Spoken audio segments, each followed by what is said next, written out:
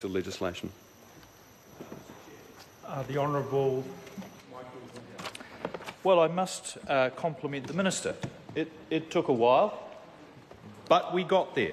We now know that several 100,000 38-year-old properties, in fact, they could well only be 18 years old, because the 1978 standard was in place until 2001. Now, there were some very modern and pretty well insulated homes that were built in 2001.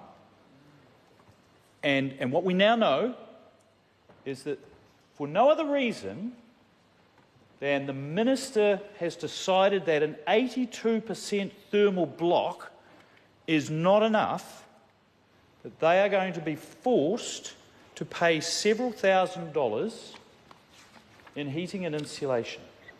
Now, one of the things that I will say, and it's, I think, an encouragement for the 52nd Parliament, that we have in this debate stayed clear of some of the unfortunate hyperbole that permeated this bill in its first and second readings and the Residential Tenancies Amendment Bill last year.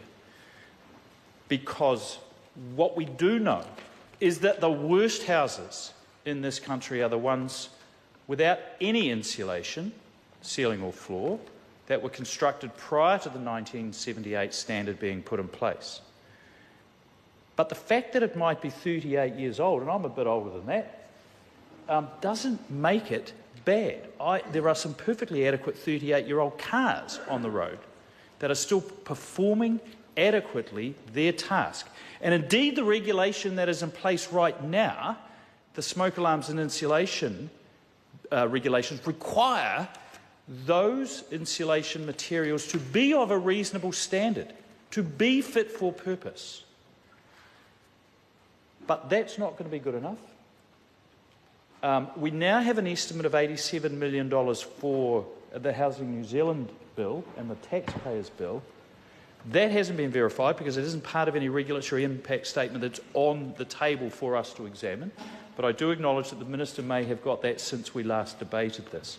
But heaven knows what the unnecessary burden on mum and dad landlords is going to be when they find out that their houses that could be as recently as 16 years old are not going to be good enough for this Minister.